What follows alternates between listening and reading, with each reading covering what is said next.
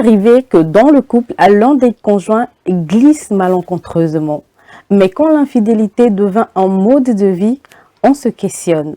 La question de l'infidélité chronique dans le couple, c'est tout de suite après le générique.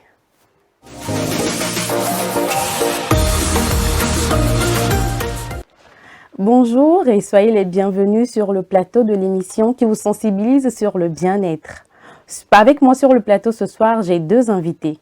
Une farouche défenseuse des droits de la femme et un psychologue clinicien. Je vais leur laisser la parole pour une présentation plus complète. Chers invités, bonsoir. Bonsoir madame. Soyez les bienvenus. Merci. Et nous allons commencer par le docteur pour la présentation. Alors, je reprends au nom de Degboé Zissou Selam. Je suis docteur en psychologie clinique, psychothérapeute et je suis également expert en santé sexuelle et de la reproduction et droit connexes. Et ce qui veut dire que vous vous retrouvez parfaitement dans le sujet de ce soir. Tout à fait. D'accord. Nous allons aller à madame, puis nous allons attaquer pour le débat. Bonsoir madame. Bonsoir madame. Si vous voulez bien vous dévoiler à nos téléspectateurs. Moi c'est Efa Prestige, défenseuse de droits de la femme et COE de Efa Beauty, ex-Efa Beauty. Aujourd'hui je suis Efa Prestige. D'accord. Mais sur les réseaux, nous vous connaissons plus sous le nom de Tassi. Tassi International. D'où vient ce surnom-là? Voilà. Je savais que vous allez demander et c'est pour cela que je n'ai pas tout de suite abordé la question. Voilà. Tassi vient du fait que je suis une personne qui défend la cause des femmes et je me mets à la place de la petite sœur des grands frères qui sont les hommes togolais. Et voilà. D'accord. Donc ce n'est pas tout à fait du vécu, ce n'est pas totalement du vécu, mais vous vous inspirez plus de votre entourage et tout. Voilà. Et défenseuse des droits de la femme. Exactement. D'accord. Après ces présentations, nous allons vers la population pour savoir ce qu'ils pensent de la question, puis nous nous retrouvons tout de suite sur le plateau.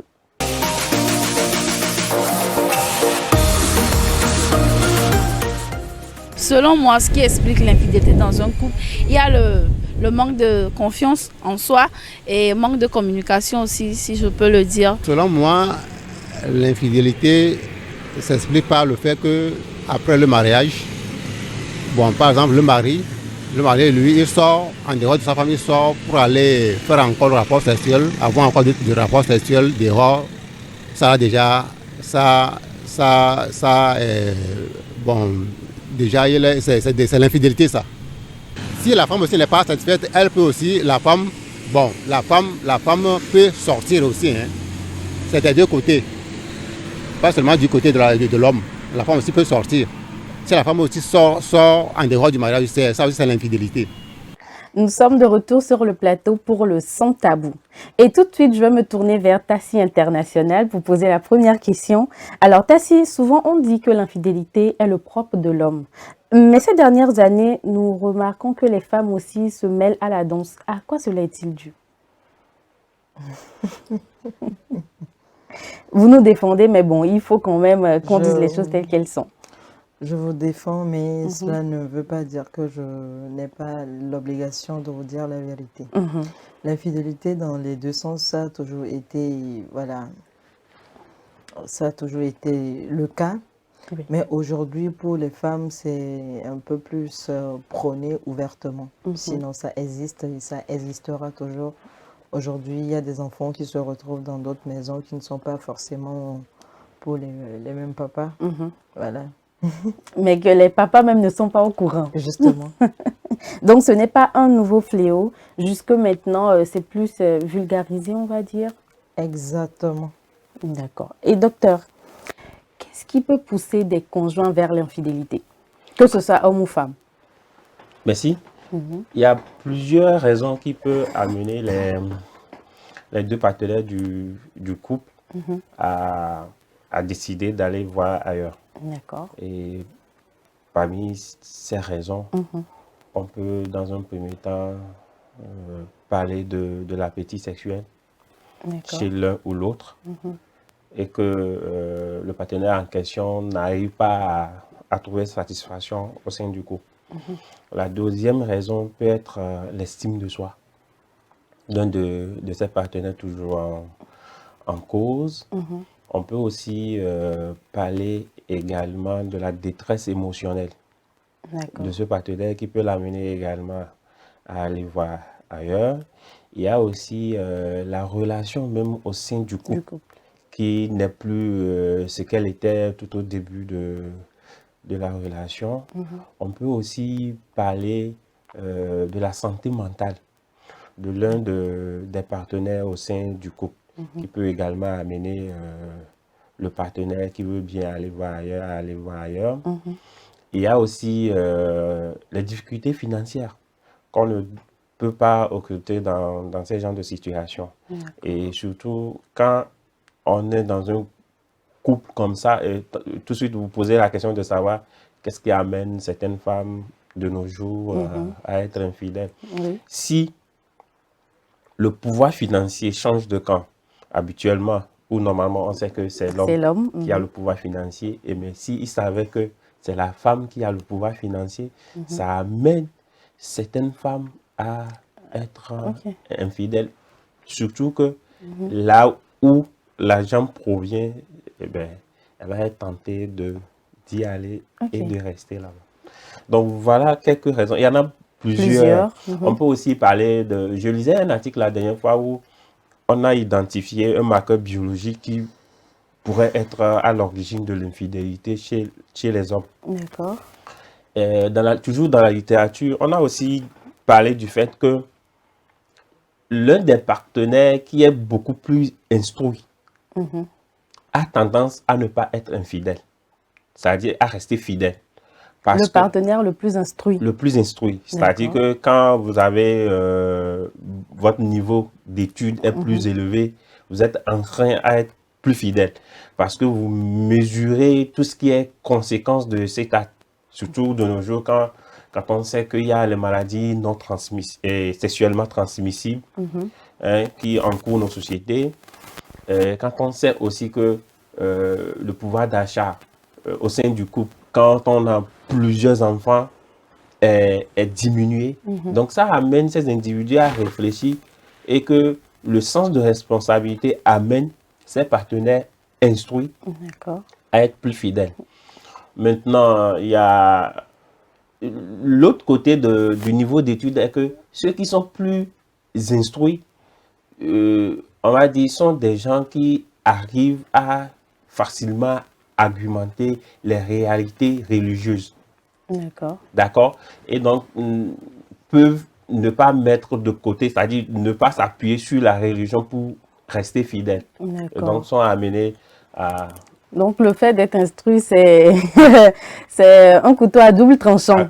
On peut décider, de par ses connaissances, d'être fidèle dans le couple parce que bon, on se met en couple en tout état de connaissance des choses. C'est ça. Mais aussi, le fait qu'on soit instruit peut nous pousser vers l'infidélité. Tout à fait, tout en mesurant, on va dire, les pour et les contre de chaque situation. D'accord, Tassi, vous êtes d'accord avec ce que le docteur vient de dire? Je suis d'accord avec ce que le docteur vient. On a même comme l'impression, comme si les hommes instruits, surtout quand ils sont en couple avec des femmes non instruites, usent de cette suprématie-là sur elles pour faire ce que bon leur semble. Cela rejoint le fait que je dis tout le temps sur les réseaux sociaux que moi je suis philosophe. D'accord. C'est que nous sommes à la quête du bien-être. Il y a un côté qui se cache derrière notre subconscient qui est l'intérêt, qui fait que toute personne recherche premièrement son intérêt et qui nous apporte à dire parfois que voilà, c'est bien que je t'aime, mais je m'aime plus que toi.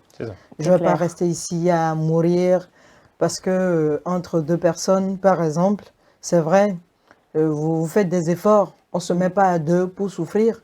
Et à un moment donné, les personnes qui sont plus instruites comprennent que réellement, la base n'est pas de venir sur terre pour prier quelque part pour que la personne en face change. Comme monsieur vient de le dire concernant la religion.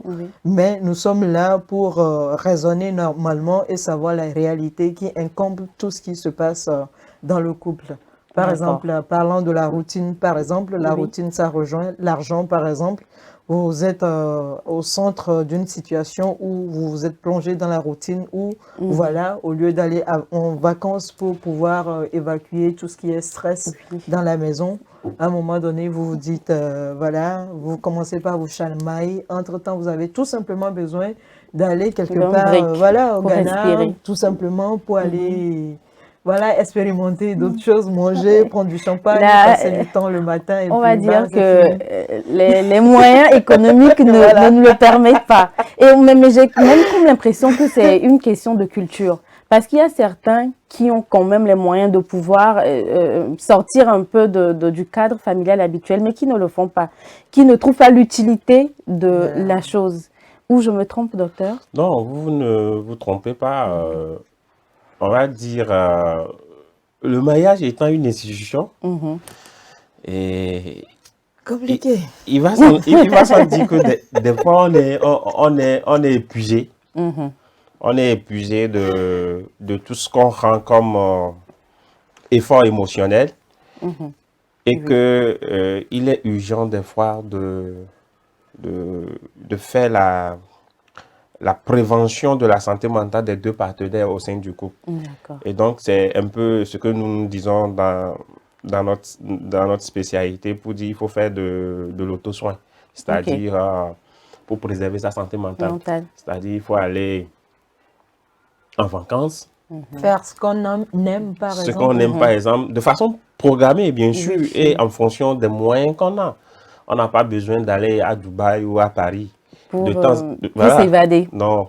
On Mais, peut docteur, des juste fois... aller à côté au village, Oui. amener les enfants au village, d'accord, se ressourcer, se balader dans les chantiers, dans les champs, Oui. être en contact avec le la sol, nature. la nature, les animaux et tout ça. Ça fait du bien. Mais pour un couple qui vit au jour le jour, ce n'est pas toujours évident. Il voudrait bien, mais ce n'est pas évident. Aller au village. Et il faut se déplacer pour aller au village, docteur. C'est pour ça, excusez-moi, mais les gens ont compris que pour être à deux, il faut forcément des moyens.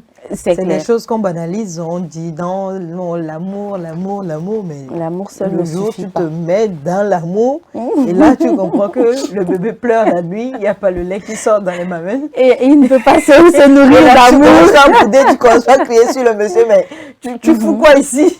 Ou le monsieur qui trouve qu'il y a trop de dépenses, alors que ce n'est pas de votre faute. Voilà. Ce sont des réalités qui Voilà. s'imposent à vous. Mais bon, pour revenir un peu au sujet, les hommes, pour expliquer leur infidélité, disent que c'est parce qu'ils sont hommes. En fait, la seule explication, c'est parce qu'ils sont hommes et qu'un homme est prédestiné à être infidèle. Voilà. Et que pensez-vous de cette assertion? Est-ce que Ce vous que êtes moi, d'accord avec? je pense de ça, c'est pas être d'accord ou ne pas d'accord, mais c'est parce que eux, ils ont trouvé qu'ils n'ont pas de préjugés. Sinon, D'accord. si on pouvait laisser tout le monde, par exemple, dès Faire, le bas âge, nous, on nous a éduqués à rester fidèles, l'éducation à la maison, tu as l'obligation d'être voilà, une femme présentable, peu importe. C'est vrai, je m'habille pas forcément comme ça chaque jour, mais là, je sais que je suis sur voilà, un sujet qui est vraiment intéressant et je suis obligée de me mettre dans la peau. Donc, c'est exactement comme ça, les gens se sont formés un bouclier pour pouvoir cacher le moi qu'ils sont. C'est-à-dire qu'il y a de ces femmes infidèles qui sont là, qui traînent dehors, qui sont partout. Moi, j'ai parlé avec beaucoup de femmes sur les réseaux sociaux concernant ces histoires. Ça fait plus de 3 ans déjà. Et ce que j'ai entendu, à un moment donné, j'ai failli craquer parce que je ne m'y attendais pas à cela. Du tout. Nous avons un psychologue en face de nous qui sait à peu près. Vous voyez quelqu'un, voilà, qui nous la tête comme, je sais pas, Jésus en question. Et la personne te parle ouvertement de son amant. Et voilà, c'est la belle vie et elles ne veulent même pas changer. Elles n'ont même pas envie de... Voilà, c'est que le problème majeur, c'est l'éducation. On a éduqué les hommes à ce que vous pouvez le faire sans souci. C'est pas que c'est sans souci, hein, mais bon, ça cause pas grand problème. Vous On avez va pas le droit. jeter les pierres. Voilà. Mais nous, c'est une honte pour nous. Même si vous avez raison, c'est une honte. Vous êtes en face d'un homme qui n'a pas bien réagi et qu'aujourd'hui, vous voulez lui dire, voilà, je fais tout pour te quitter, je ne te veux plus. Il faut savoir que dès le jour là, il va commencer par chercher les preuves d'infidélité, même si vous n'êtes pas infidèle, puisque c'est des gens, du moment où on dit on ne vous aime plus, c'est que tu es infidèle. Ils n'aiment pas être quittés, ils préfèrent quitter eux. Donc l'infidélité de l'homme, pour moi, c'est pas des efforts que la femme fournit ne fait ou pas. pas. Non, non, non, non. C'est une décision personnelle. Oui, individuelle et qui fait leur bien-être, bien sûr. Ça leur fait du bien. Toujours le Voilà. bien-être. Parce que, excusez-moi, je ne veux pas trop durer, il y a beaucoup de ces personnes dehors qui ont beaucoup sauvé des couples à la maison. Parce que le monsieur, à un moment donné, il est à un moment où, Il est saturé. Si vous avez remarqué, je n'insulte pas les tisas, je n'insulte pas les femmes mariées, parce que je sais qu'à un moment donné, le monsieur, il est tout le temps énervé à la maison. Et avec la tisa maintenant, il rentre. Il trouve du Mais réconfort. il rigole en plein temps. Tu dis, mais tu viens de sortir énervé, mais pourquoi tu rigoles? Il rigole, il dort. Voilà, le lendemain, il retrouve sa Il est allé tisa. se défouler dehors. Je vois que le docteur ne va pas contredire. Donc, il y a de ces infidélités qui sauvent le couple. Vraiment ambigu. L'histoire de l'infidélité, c'est une question vraiment, vraiment individuelle et personnelle. Voilà. Alors, docteur, dites-nous, quel est le processus dans le subconscient d'une personne avant d'aboutir à l'infidélité? À part ceux qui sont malades, hein, je parle des personnes normales. Bon, le processus dans le subconscient, il faut dire tout de suite que Thierry, film. quand on parle de l'infidélité en soi, il faut qu'on considère deux postulats. D'accord. C'est-à-dire que c'est un contrat, en fait, parce que vous êtes en relation avec quelqu'un et que vous êtes en contrat avec la personne. Vous êtes engagé envers Vous cette êtes personne. engagé avec la personne. J'aime trop le contrat. Voilà. D'accord. Parce que c'est contracté. C'est comme un jeu de cartes. Tout à fait. C'est quand on est dehors qu'il y a l'amour. Quand on est à la maison, Dans le c'est un couple. contrat échec et mat. Donc, c'est un contrat. Et dans ce contrat, il y a les envies personnelles. C'est-à-dire D'accord, ce de qu'on tout un doit chacun. faire vis-à-vis de soi-même et ce que on doit faire vis-à-vis de l'autre avec qui on est dans ce contrat. Donc, il arrive des moments où, comme l'a dit Tassi, il arrive des moments où l'un des partenaires est obligé de satisfaire ses propres envies sans toutefois vouloir rompre ce Ce contrat. contrat. C'est de ça elle parlait. Nous sommes Pour toutefois dire que offensés. il y a de ces infidélités qui sauvent Le foyer. le foyer. Et donc, c'est du moment où le deuxième postulat qui est les attentes ou les obligations vis-à-vis de l'autre n'est pas respecté que des fois il y a problème. Donc, D'accord. c'est pour dire que dans certaines de ces cas qu'on entend où le mari est obligé d'amener sa conquête à la maison dans le foyer conjugal et tout ça, ça blesse. Oui. Vous voyez? Oui. Donc, ça veut dire que le deuxième postulat n'est pas respecté. Donc, pour aller vers le processus subconscient, ça veut dire que la personne a atteint un certain niveau où il ne peut plus supporter. Déclic. Il ne D'accord. peut plus supporter ce qu'il vit actuellement. Ou l'envie d'aller voir ailleurs le dépasse. D'accord. Donc, il va prendre cette décision-là pour sauter le pas. Donc, quand il saute le pas, ça veut dire qu'il va aller vers l'infidélité. Maintenant, attention, tu vois, avec l'infidélité, ça peut sauver des couples. Mais il y a de ces infidélités où tu ne sais pas, on va dire, le partenaire de dehors, Ce que ça représentera ce que pour ça le foyer. représentera pour le foyer. Donc, c'est là où le piège y est. Voilà. Et qu'il va falloir faire très attention pour ne pas rompre le contrat, Le contrat. que vous avez signé avec votre partenaire. C'est pour ça on entend dire de façon populaire que ce n'est pas parce qu'un homme est infidèle qu'il n'aime Qui pas n'aime plus sa femme à à la maison. Docteur, je vais vous couper la parole. Mais je ne sais pas si c'est vrai ou faux, mais vous êtes psychologue, c'est votre boulot. Et vous savez que le fait de passer du temps tout le temps avec quelqu'un, C'est ça qui crée les sentiments. C'est vrai qu'il y a des, voilà, comment ça s'appelle, des coups de foudre. Oui. Voilà. Mais le fait de rester avec la personne, le fait de passer du temps avec la personne, c'est comme l'intérieur bébé renaît en la personne. Et surtout chez les hommes, cet intérieur bébé, ça renaît. Et quand ça revient, et lui, il est amoureux en quelque sorte. C'est vrai qu'il sait qu'il y a une responsabilité à la maison, mais il est amoureux. Et ce qui le ramène toujours vers son bien-être. Il rigole, comme il est, je sais pas, heureux. Non, mais exactement. C'est-à-dire que si ce qu'il recherche à la maison, il ne le trouve pas. Surtout, il y a beaucoup d'hommes qui aiment la tranquillité. Parce qu'au départ, c'est l'homme qui est, on va dire, à la recherche du confort matériel, financier et tout ça. Donc, quand il va dans ses courses, il revient. Lui, il a besoin de tranquillité à la maison. Mais s'il ne retrouve pas cette tranquillité, il va aller chercher cette tranquillité-là ailleurs. Comme Tassi le dit si bien. Et de fil en aiguille, où la personne se sent en harmonie avec l'autre, va être tenté de rester avec cette personne. C'est là où je disais, il y a le piège dans ces relations extra-conjugales. Et il faut faire attention. Maintenant, que ce soit à la maison ou dehors, si vous vous attachez à quelqu'un du point de vue sentimental sur un élément, du moment où la personne va perdre cet élément-là, ça veut dire que la relation est appelée à se briser. Donc, il faut faire très attention. Exactement. Donc, par là, vous nous dites, je reviens à vous, vous nous dites que l'homme n'est pas naturellement infidèle. Non. D'accord. Non, l'homme n'est pas naturellement infidèle.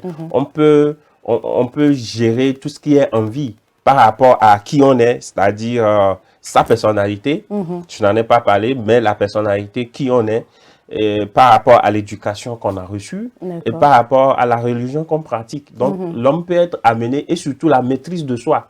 L'homme peut amener très important, la maîtrise de soi. À être fidèle. Ce n'est pas que l'homme ne peut pas être infidèle. L'homme peut arriver. Maintenant. Docteur, je vais ajouter quelque chose. Oui, allez-y. À la compatibilité aussi. Oui. Parce que vous allez rencontrer de ces personnes, il est tellement compatible avec toi, il n'a plus envie d'aller regarder autre chose. Même s'il le tente pour une fois, il ne veut plus. Il finira par revenir à la maison. Oui, ça rentre un peu dans la relation interpersonnelle. Mais ce qui est du point de vue individuel, c'est de ça que je parle en fait.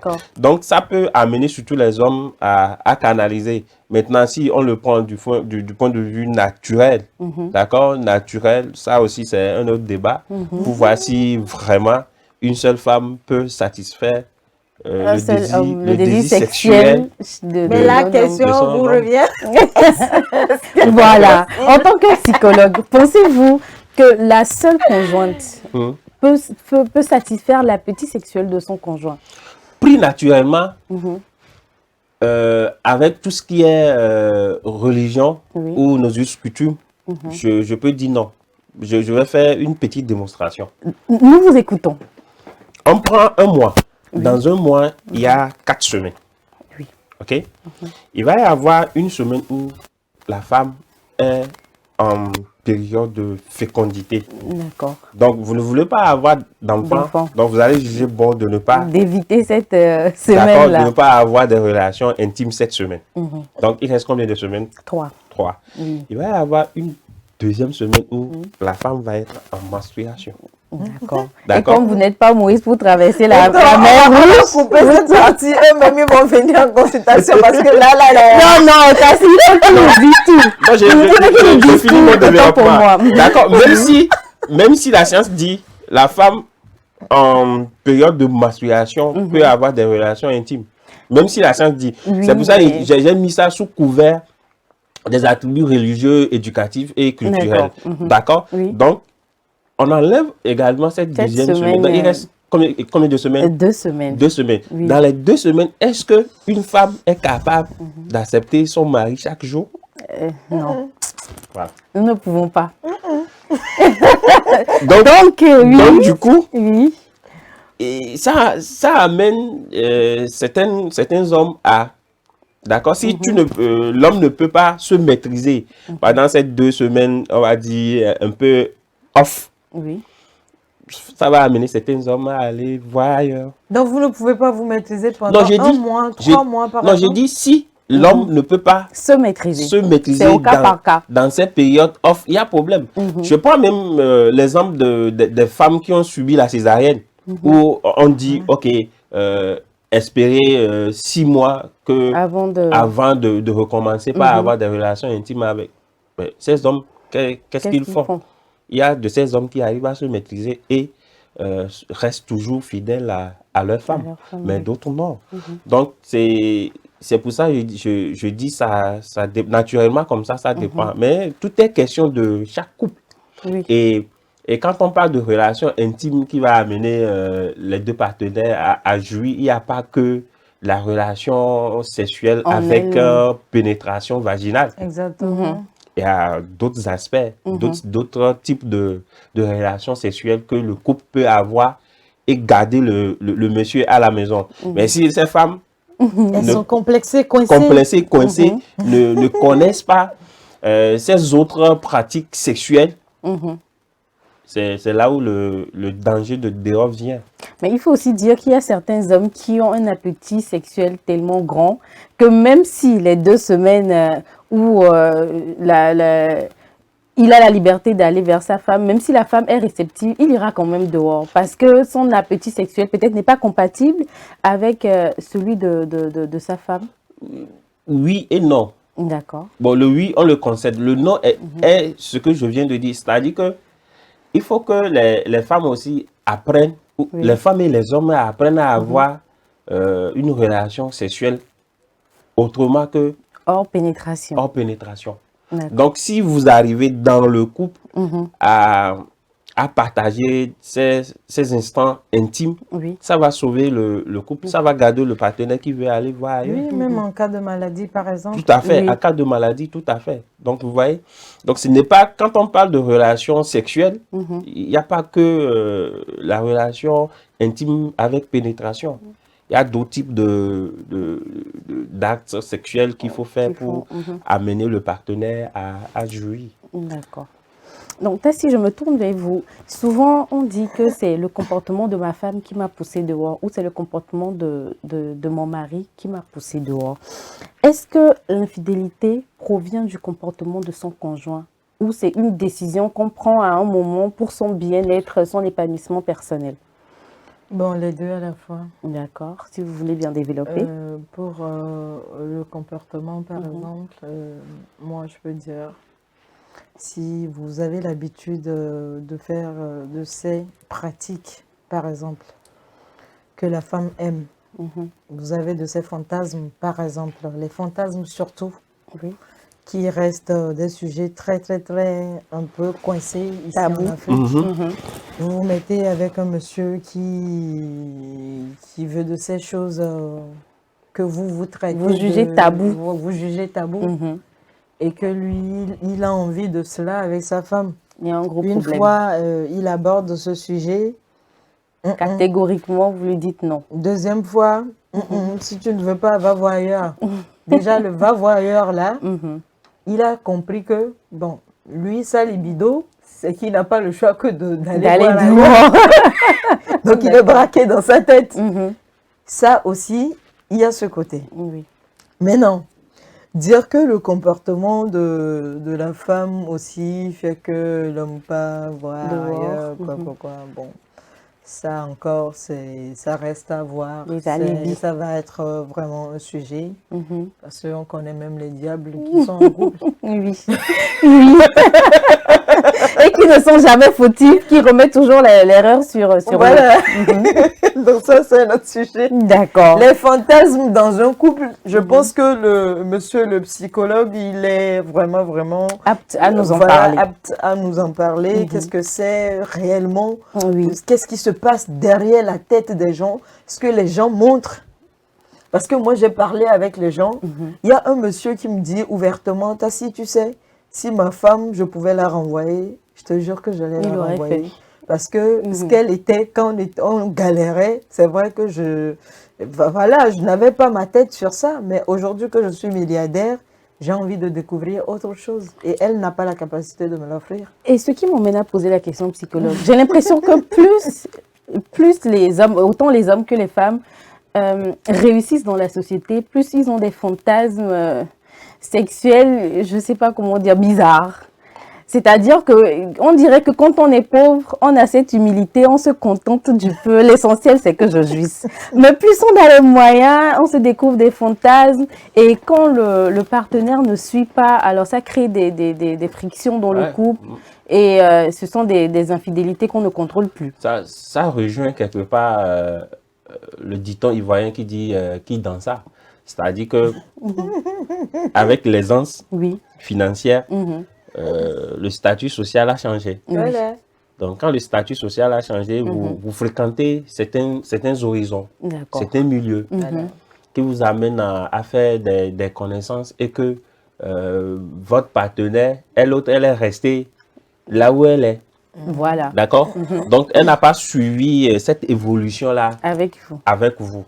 C'est là où ça crée des problèmes. Normalement, c'est d'amener elle aussi, du moment où vous évoluez, c'est d'amener elle aussi tirer l'autre aussi vers le haut, à évoluer avec vous, à partager ces moments, les connaissances que vous faites, les nouvelles connaissances que vous acquérez, vous faites acquisition de ces nouvelles connaissances-là avec elle pour que vous soyez au même niveau d'information, de connaissances. Et comme ça, votre demande va être facilement acceptée. Mais si vous évoluez et que votre partenaire reste à un point X donné, ça pose des problèmes. C'est comme je dis sur les réseaux sociaux, mangez l'argent de vos conjoints. Mangez son argent. Mais on nous apprend à économiser, à réaliser, à penser aux enfants. Quand on veut t'offrir une petite perruque de trucs, tu dis non, non. Vers l'outil sur ses pieds. Et tu te mets en, je ne sais pas, pour aller dans un dîner de gala, c'est pas possible. Il va chercher une tisa qui sera à sa hauteur. C'est une question du milieu. Et une tisa qui ne demande qu'à dépenser. Exactement. Le problème aussi, peut-être que vous voyez cet aspect économe que vous parlez. Même si le mari vous offre les mêmes habits, les mêmes vêtements de marque qu'il porte, vous allez dire que non, c'est trop cher et tout ça. Et donc, en le disant, vous êtes en train de le démotiver. Prochainement, il ne va plus vous offrir ce genre de choses. Il va vouloir aller vers quelqu'un qui accepte facilement de porter ces genres d'habits, de porter ces genres de vêtements et ensemble, ils se complètent. Ils se comprennent. Moi, ils se comprennent aussi. Je dis toujours que avec l'histoire des hommes, pour moi, c'est pas que j'ai acquis quelque chose avec les réseaux sociaux, avec les vlogs, avec quoi, comme le docteur vient de le dire tout à l'heure, qu'on apprend à être psychologue. J'ai grandi parmi les hommes. Je suis restée parmi les frères. Je suis restée parmi que des hommes, C'est-à-dire que mon environnement, j'avais que des hommes. Et je voyais le comportement, la façon dont les femmes se comportaient, la façon dont les filles venaient, la façon dont ces hommes-là se comportaient envers les femmes. Ils réagissent de la même façon avec celle-là. Et c'est de la même façon. C'est comme si tu as l'impression que je ne sais pas, mais tu regardes la même personne 10 000 fois. Et là, je dis, mais attends, c'est pas possible. Donc, s'il arrive à faire ça ici, il fait la même chose ici, il fait la même chose ici, il va falloir qu'on l'attrape, la met dans le sac pour savoir qui il est réellement. C'est pour ça, il y a certains dictons qui disent que l'homme est un prédateur sexuel. C'est-à-dire qu'au fil du compte, pour flatter son ego, il va dire que j'ai vu toutes les catégories de femmes possibles. Vous voyez?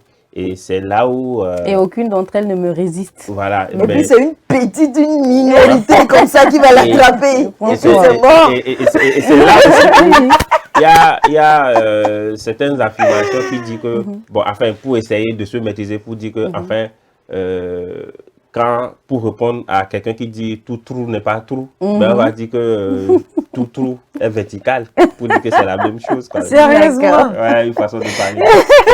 Le docteur, souvent on dit que l'infidélité de la femme implique les sentiments, alors que celui de l'homme, ce n'est pas toujours le cas. Est-ce que c'est assertion? Il n'y a pas que l'infidélité. D'accord. En fait, les relations intimes chez l'homme, c'est un peu rationnel. Ok, C'est-à-dire que l'homme, il met la raison dedans. d'accord. Alors que la femme, pour pouvoir aller avec quelqu'un dans l'intimité, va mettre les sentiments, les émotions dedans. L'homme, c'est un jeu. Tu vois? C'est ça où ça coince un peu. C'est pour ça que tu vas voir, dans les nouvelles conquêtes, la femme va prendre tout son temps. Alors que l'homme, lui, il est... Tout feu, tout flamme. Tout feu, tout flamme. Il veut tout de suite. Mais alors que la femme, si les sentiments n'ont pas atteint un certain niveau, l'émotion ne suit pas, il y a problème. C'est pour ça, d'ailleurs, où quand il y a séparation, vous allez voir que c'est celui qui s'investit émotionnellement qui reçoit beaucoup plus le choc. Et c'est malheureusement toujours nous. Bon, pas toujours, mais dans la grande majorité des cas. Oui, bon, puisque la femme fait les relations intimes avec les sentiments. D'accord. Tassi, souvent certaines femmes disent que leur infidélité provient du fait qu'elles veulent rendre l'appareil à leur mari. C'est-à-dire que le mari est infidèle, on a parlé, on a conseillé, mais rien ne change. Donc, pour qu'il ressente la même douleur que moi, je vais aussi être infidèle. Erreur. Non, elle veut aussi goûter, voilà, elle n'est plus amoureuse, elle veut goûter à cela. Même pas goûter, elle veut être... Bon, elle aime quelqu'un dehors, c'est tout. D'accord. Elle a trouvé quelqu'un qui est à son écoute. Donc, il faut forcément trouver un sujet comme les hommes qui disent, voilà, tu me quittes parce que tu as trouvé quelqu'un dehors. D'accord. Donc, la femme aussi, bon, tout le monde veut se justifier. On se cache derrière le subconscient dont on parle là, que nous-mêmes, on n'est même pas conscient que c'est ça qui nous fait raisonner ici. D'accord. Donc, on est caché toujours derrière ça pour dire, c'est à cause de cela que je veux quitter ou c'est à cause de cela que je... On ne veut plus quitter, hein. On reste dans le foyer, mais on est infidèle. Voilà, là, c'est encore un autre sujet qui est très récurrent quand il y a les enfants. Oui. Quand il n'y a pas les enfants, bon... C'est facile de s'en aller. Ou tu as l'argent. Ah, comme dirait un dicton élevé, il y a aussi d'autres raisons. D'accord. Il y a par exemple l'image publique le regard du couple que la société connaît. Donc pour ne pas perdre cette image-là, ce prestige, les gens acceptent, là ça devient un autre contrat qui signe. Les gens acceptent de rester ensemble, mais en offre, aux yeux de la société. Mais en offre, ils sont séparés. Et les deux partenaires savent que l'autre a d'autres partenaires, une vie dehors. Et ça ne les gêne pas. Et ils sont toujours dans la même maison, sauf que de façon séparée. Il arrive des fois même où les enfants, s'ils sont à très bas âge, ne savent même pas que les deux parents n'ont plus d'intimité. Peut-être c'est le monsieur qui est en haut, la femme au rez-de-chaussée, et ils gèrent tranquillement leur vie.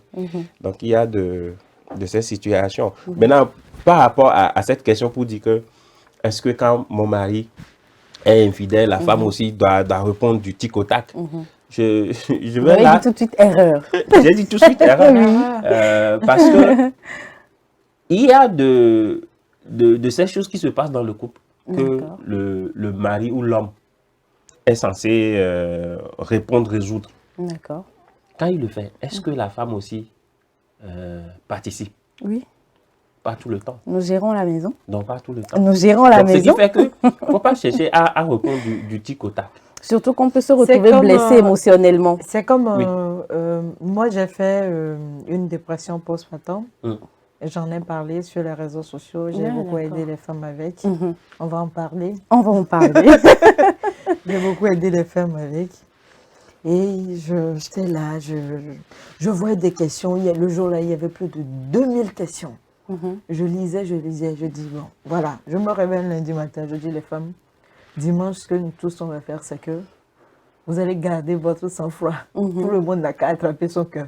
Dimanche, quand il est à la maison, à 7 heures, fais tout au bébé, laisse le bébé, fais semblant comme si tu vas aller jeter de l'eau dehors. Et laisse le bébé et pars. Ça a réussi. Je dis le jour-là. Je sais que les gens ne supportent pas le plus. Tassi, merci. Je dis, mais il faut subir pour comprendre. Parce que quand on ne subit pas, on ne sait pas ce que ça fait. On banalise le C'est ressenti vrai, de sur l'autre. les réseaux sociaux, tu as ton bébé, petit bébé, madouci, Mais mais ce n'est pas derrière la ça, le réalité. bébé pleure, tu as envie de le jeter, tu as envie de le mettre ici. Il faut forcément, au moins, montrer un petit côté dur. Même si tu lui fais ça, c'est ton conjoint, tu as mal parce que tu ne peux pas lui faire du mal, tu ne peux pas. À cause de l'amour que Je ne sais tu pas lui si je portes. suis la seule à subir, mais quand je punis mon conjoint, c'est comme je me punis 10 000 fois. Mais tu es obligé de l'éduquer en quelque sorte. Donc on l'éduque jusqu'à ce qu'il revienne à la raison, il comprenne que voilà, là où nous sommes là, Oui. il va falloir que, voilà, il faut C'est qu'on déjà, soit c'est dans c'est le déjà temps. arrivé à une dame où Nous-mêmes, on pleure. le mari, pour répondre à l'infidélité de son mari, est sorti aussi un soir comme ça, en se disant le premier venu. Le premier Elle le venu. prend et puis... Et donc, elle fait deux connards de chez elle. Et le premier sur qui il tombe, c'est un prêtre en civil. C'est-à-dire, il n'a pas sa soutane et tout ça. Et elle a commencé par draguer le prêtre. Donc, le prêtre l'a laissé finir son argumentaire. tout son Elle atala est tombée sur Dieu. Hein. tout ça. Et quand elle a fini, le prêtre a pris ma fille. Ma fille. Ma fille, je suis un prêtre. Et donc, ça a été sa chance. Vous imaginez si c'était un homme frivole, Oui. donc ce qui allait, n'aurait eu aucune allait pitié. passer, et surtout sous l'effet de l'action, si réellement cette nuit, elle a décidé à aller à l'intimité avec la femme, ne connaissant pas le statut sérologique du monsieur et tout ça, ça peut être fatal. Voilà. Ça m'amène à vous poser la question. Quel problème psychologique peut se cacher derrière une infidélité répétée dans des conjoints du couple? Ça peut amener le conjoint qui, on va dire, en quelque sorte, subit l'infidélité de l'autre à souffrir des troubles mentaux, hein, en commençant par la dépression. Voilà. L'autre peut faire la dépression. Perdre l'estime de Oui. sa personne. Et faire la dépression, avoir une estime de soi assez faible, très faible pour ne pas dire. Il arrive même des fois où cette victime peut aller même jusqu'au comportement suicidaire. D'accord. D'accord? En fait, disons que l'infidélité vécue de son partenaire est un facteur stressant D'accord. pour celle qui subit. Pour la personne qui subit. Donc, comme étant un facteur stressant, on peut le qualifier de facteur précipitant D'accord. d'un trouble mental. Et donc, en fonction de la personnalité de la personne qui subit, la personne va développer le type de trouble qui concorde ou on va dire qui est approprié par rapport à sa structure de base qui est la personnalité dont je parle. D'accord. Donc, si la personne a une personnalité dépressive, la personne va facilement faire la dépression. Aller vers la dépression. Si la personne a une personnalité borderline, ce que nous appelons souvent état limite, la personne peut faire les troubles bipolaires.